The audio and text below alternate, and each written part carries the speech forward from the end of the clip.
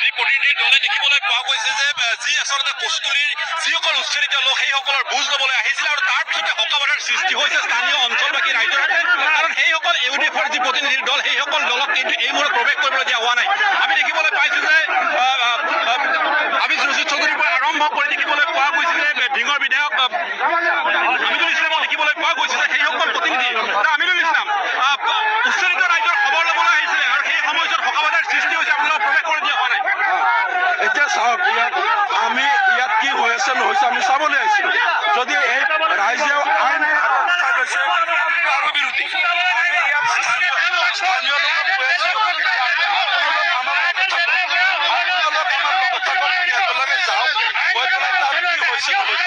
চাই কেনেকৈ সমাধান হ'ব এই আৰক্ষী আমাৰ বেৰিকেডটো ৰখাই দিছে যাব দিয়া নাই। তাৰ মানে ইয়াক নিশ্চয় উলিয়াই মাৰিছে অন্যায় কৰিছে যাৰ কাৰণে মুখ্যমন্ত্ৰী তাৰ জবাব দিব লাগিব। এইখন অসমত তেনেহ'লে কিয় হ'ব যে আমাৰ বিধায়কসকলক যাব নিদিয়ে এই মানৱাধিকাৰ উলংঘন হৈছে তাৰ জবাব মুখ্যমন্ত্ৰী আমি দেখুৱাইছো সেই পৰিৱেশ এই মুহূৰ্তত ইউডিএফৰ প্ৰতিনিধিৰ যি দল আহিছে তেখেতসকলক এই মুহূৰ্তত ধৰি দিছে সেইসকল স্থানীয় অঞ্চলবাসীয়ে কাৰণ তেওঁলোকে কোনো কাৰণতে ইউডিএফৰ সেই প্ৰতিনিধিসকলক প্ৰৱেশ কৰিবলৈ নিবিচাৰে আৰু এই মুহূৰ্তত আগবাঢ়িছে 2-4জন আগবাঢ়িছে। গতিকে তেওঁলোকক কি ধৰণৰ প্ৰশাসনৰ হকাবাধা চলাইছে আমি সেয়া নিশ্চয় এই মুহূৰ্তত দেখুৱাইছো প্ৰাঞ্জল যে এই মুহূৰ্তত এক প্ৰকাৰ ক'ব পাৰি যিসকল যোৱাকালিলৈকে বেদখলকাৰীৰ সৈতে আৰক্ষীৰ খণ্ডযুদ্ধ আৰু এই মুহূৰ্তত ইউডিএফৰ প্ৰতিনিধিৰ সৈতে খণ্ডযুদ্ধত লিপ্ত হোৱা দেখিবলৈ পোৱা গৈছে। সৰ্বসাধাৰণ যিসকল লোক সেইসকল ৰাইজৰ মাজত দেখিবলৈ পোৱা গৈছে তীব্ৰ উত্তেজনা এই মুহূৰ্তত বিৰাজমান কৰিছে। এয়া দেখুৱাইছো আমি সেয়া জুলুৰাম স্থিতিত এয়া দেখিবলৈ পোৱা গৈছে এফালে বিধায়ক জনপ্ৰতিনিধি আৰু আনফালে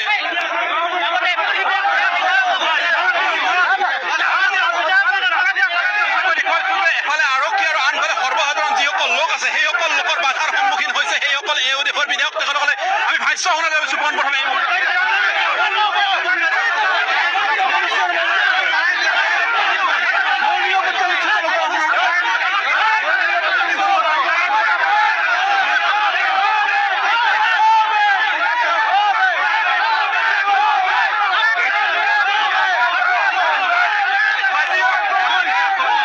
মুহূৰ্তত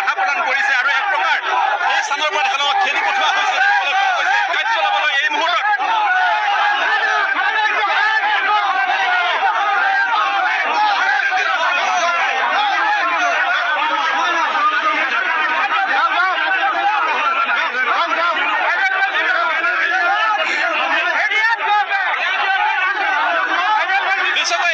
দেখিবলৈ পোৱা গৈছে জুলুৰাম স্থিতিত গ্ৰহণ কৰা দেখিবলৈ পোৱা গৈছে। এফালে উচ্চাৰিত ৰাইজৰ খবৰ ল'বলৈ বাৰ বাৰ চেষ্টা চলাইছে ইউডিএফৰ প্ৰতিনিধিসকলে আৰু আনফালে দেখিবলৈ পোৱা গৈছে আৰক্ষী আৰু সৰ্বসাধাৰণ যিসকল লোক আছে তেখেতসকলে কোনো কাৰণত প্ৰৱেশ কৰিবলৈ দিব নিবিচাৰে কাৰণ এই ঘটনাত যদি তেখেতসকলে খবৰ ল'বলৈ যায় বা তেখেতসকলে যদি প্ৰৰোচিত হ'ব পাৰে সৰ্বসাধাৰণ যিসকল উচ্চাৰিত লোক বেদখলকৃত লোক আৰু তাৰ কাৰণে দেখিবলৈ পোৱা গৈছে এয়া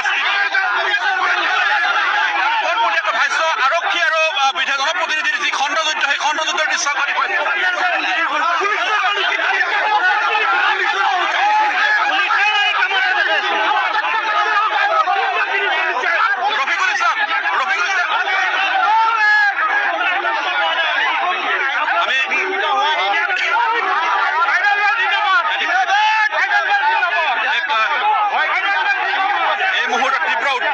সৃষ্টি কৰিছে। এই মুহূৰ্তত যোৱাকালি দিনৰ ভাগলৈকে যি পৰিৱেশ আৰু তাৰ পিছত আজি এক বিপৰীত পৰিৱেশ দেখিবলৈ পোৱা গৈছে।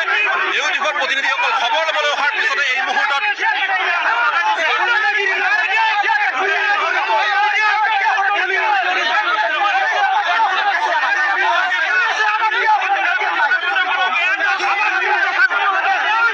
আমি পুনৰবাৰ ভাষ্য সংগ্ৰহ কৰিবলৈ চেষ্টা কৰিছোঁ। এই মুহূৰ্তত যি চেষ্টা চলোৱা হৈছে বাৰ বাৰ চেষ্টা চলোৱা হৈছে তেখেতসকলে আৰু সমান্তৰালভাৱে দেখিবলৈ পোৱা গৈছে আৰক্ষী আৰু প্ৰশাসনৰ যি বাধা স্থানীয় ৰাইজৰ যি বাধা তেওঁলোকক কোনো কাৰণত প্ৰৱেশ কৰিবলৈ দিয়া নহয়। মূল কাৰণ যদি তেনেকৈ ভিতৰত প্ৰৱেশ কৰা হয় তেখেতসকলে প্ৰৰোচিত কৰাৰ তেখেতসকলৰ বিৰুদ্ধে অভিযোগ উত্থাপন কৰা হৈছে। ৰফিকুল ইছলাম পুলিচৰ মানুহ তামাচা দেখি আছে গুণ্ডাগিৰি কৰা আছে আমাৰ বিৰুদ্ধে পুলিচে আমাৰ নিৰাপত্তা নিশ্চিত কৰিবলৈ অহা নাই। পুলিচৰ মানুহ আপোনালোকে দেখিছে তামাচা দেখি আছে। অসম পুলিচ ফেল হেমন্তৰ পুলিচ ব্যৰ্থ হেমন্তৰ পুলিচ ব্যৰ্থ হেমন্তৰ পুলিচ ব্যৰ্থ হেমন্তৰ পুলিচে ষড়যন্ত্ৰত লিপ্ত হৈছে। হেমন্তৰ পুলিচ ষড়যন্ত্ৰৰ লগত লিপ্ত হৈ মানুহ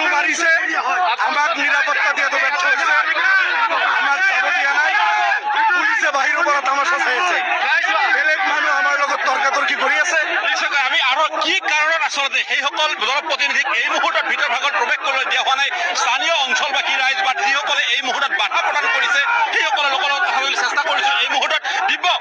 মই কথাবলৈ চেষ্টা কৰিছোঁ যিসকল জনপ্ৰতিনিধি খবৰ ল'বলৈ আহিছিলে আপোনালোকে বাধা প্ৰদান কৰা হৈছে ভিতৰত প্ৰৱেশ কৰিবলৈ দিয়া হোৱা নাই কাৰণ কি হ'ব পাৰে নহয় কাৰণ একো নাই এওঁলোক ডাইৰেক্ট এই অবৈধ বিদেশী নাগৰিকসকলৰ সমৰ্থক যোৱাকালি ৰকিবুল ইছলাম ডাঙৰে ডাইৰেক্ট কৈছে যে এই কচুতলিত যি উচ্ছেদ হৈছে তাতে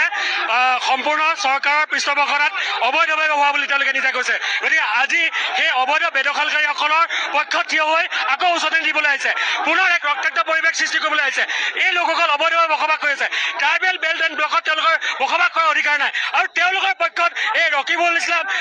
আমিনুল ইছলাম এওঁলোকে থিয় হৈ পেলাই আজি অবৈধ বিদেশী নাগৰিকৰ প্ৰবক্তা হিচাপে থিয় দিবলৈ আকৌ পুনৰ ৰক্তাক্ত পৰিৱেশ সৃষ্টি কৰিবলৈ আহিছে তেওঁলোকে কৈছে যে ডিমৰীয়াৰ ৰাইজ এই লোকসকলৰ বিপক্ষে ডিমৰীয়া ৰাইজ এই লোকসকলৰ বিপক্ষে নহয় ডিমৰীয়া ৰাইজ সচেতন ডিমৰীয়া ৰাইজে কেতিয়াও নিবিচাৰে যে অবৈধ বিদেশী নাগৰিক বা অবৈধ সন্দেহযুক্ত লোকসকলে এই জনজাতীয় আৱেষ্টনীৰ চৰকাৰী ভূমিসকল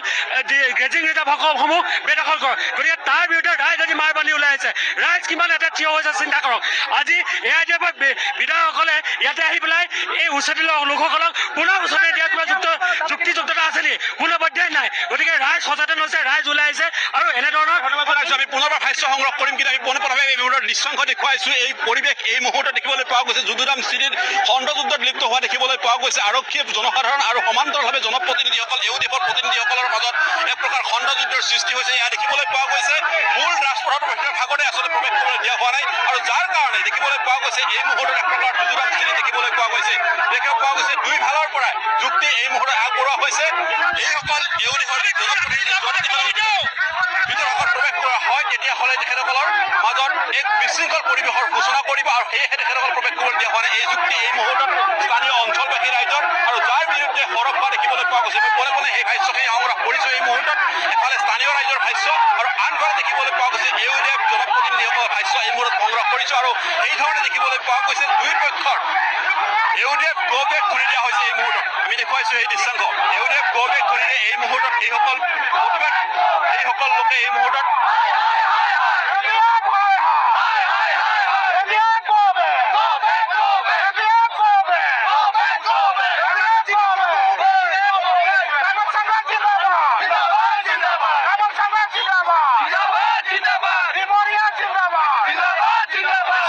নিশ্চয়কৈ দেখুৱাইছোঁ সেই দৃশ্যাংশ যে এই মুহূৰ্তত সেইসকল ইউডিএফ প্ৰতিনিধি এই মুহূৰ্তত নিজৰ বাহনত উঠিছে তেখেতসকলে আৰু নিজৰ যি স্থানৰ পৰা তেখেতসকলে আহিছে সেই স্থানলৈ উভতি যাবলৈ তেখেতে চেষ্টা চলাইছে কাৰণ কোনো কাৰণতে তেখেতসকলক ভিতৰ ভাগত প্ৰৱেশ কৰাৰ কাৰণে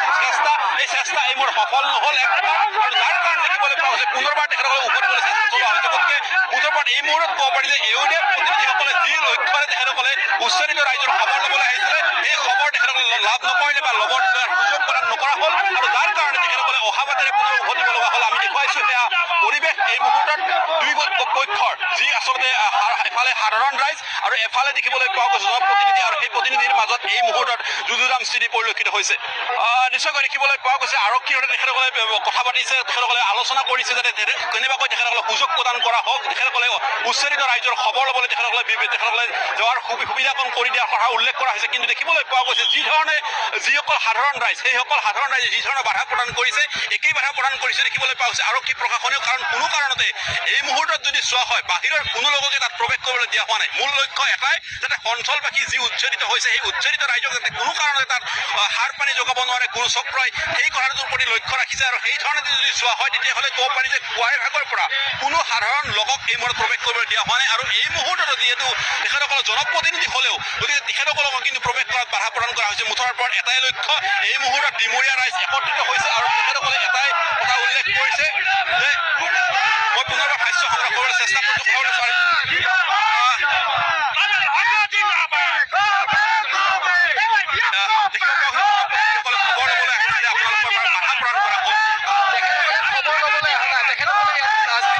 কৰিছোঁ কাৰণ তেখেতসকলে বিধায়ক বদৰুদ্দিন আজমলে আজি যোৱাকালি এটা মন্তব্য দিছিলে যে তেখেতসকলৰ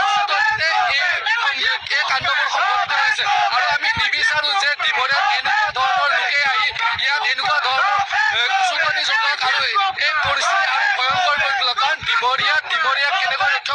ৰক্ষা কৰিব লাগে ডিমৰীয়াৰ ৰাইজ ডিমৰীয়াৰ দল সংগঠনে অতি ভালকৈ জানে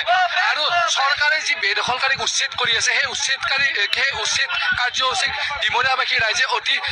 অতি নম্ৰভাৱে তেখেতসকলক সমৰ্থন জনাইছে। কাৰণ এই বেদখলকাৰী ইয়াৰ পৰা উঠি যাব লাগে, কাৰণ বেদখলকাৰীয়ে এই ছ'চাইটিটোৰ এটা বেলেগ কাৰ্যস্বৰূপ, এটা বেলেগ পৰিৱেশ সৃষ্টি কৰি তুলিছে। আৰু যিহেতু ইমান দিন বেদখলকাৰী উচ্ছেদ সন্দৰ্ভত যি উচ্ছেদ অভিযান চলিছিলে অতি সুন্দৰকৈ চলি আছিলে, কিন্তু যোৱা পৰহি তেখেতসকলৰ নিচিনা কিছুমান মানুহৰ মন্তব্যৰ কাৰণে তেখেতসকলে উচতি আৰক্ষীৰ ওপৰত আক্ৰমণ কৰিছে আৰু চক্ৰ বিষয়ৰ ওপৰত আক্ৰমণ কৰিছে। আৰু তেখেতসকলে কৈছে যে তেখেতসকলৰ ল'ৰা ছোৱালীক গুলিয়াইছে বুলি আৰক্ষীয়ে তেখেতসকলক আঘাত কৰিছে বুলি কৈছে। কিন্তু তেখেতসকলৰ ল'ৰা ছোৱালীবিলাকে যে ভিডিঅ'ত প্ৰকাশ পাইছে তেখেতসকলৰ ল'ৰা ছোৱালীবিলাকক জাঠি জোং লৈ শিল হাতত দি তেখেতসকলক আগুৱাই পঠিয়াইছিল। তেখেতসকলৰ ল'ৰা ছোৱালীৰ মানসিকতা কি আছিলে, সেই ল'ৰা ছোৱালীবিলাকক কণ ল'ৰা ছোৱালীবিলাকৰ মনত সেই কথাবোৰ কোনে ভৰাইছিলে? কাৰণ ল'ৰা ছোৱালীয়ে ডাঙৰৰ পৰা শিকে। তেখেতসকলৰ ডাঙৰ মানুহবিলাকৰ যদি মানসিকতাই এনেকুৱা, তেতিয়াহ'লে তেখেতসকলৰ ল'ৰা ছোৱালীবিলাকো এনেকুৱা ধৰণৰে হ'ব পিছলৈ। ধন্যবাদ জনাইছো। এয়া আচলতে কেইবাটাও গুৰুত্বপূৰ্ণ মন্তব্য এই মুহূৰ্তত ব্যক্ত কৰা হৈছে আৰু সেই ধৰণে আচলতে কোনো সাধাৰণ লোককে এই মুহূৰ্তত প্ৰৱেশ কৰিবলৈ দিয়া হোৱা নাই। ডিমৰীয়া ৰাইজৰ এটাই দাবী, তেখেতসকলৰ যাতে এনেকুৱা ধৰণৰ বাহিৰৰ পৰা অহা লোকে তেখেতসকলক প্ৰৰোচিত কৰিব নোৱাৰে, তাৰ কাৰণে চেষ্টা চলাইছে। আৰু এই মুহূৰ্তত আমি পোনে পোনে সেই দৃশ্যাংশ দেখুৱাইছো, যি লক্ষ্যৰে আচলতে সেই প্ৰতিনিধিসকলে আহিছিলে তেখেতসকলক কিন্তু প্ৰৱেশ কৰিবলৈ দিয়া হোৱা নাই। ইয়াত দেখিবলৈ পোৱা গৈছে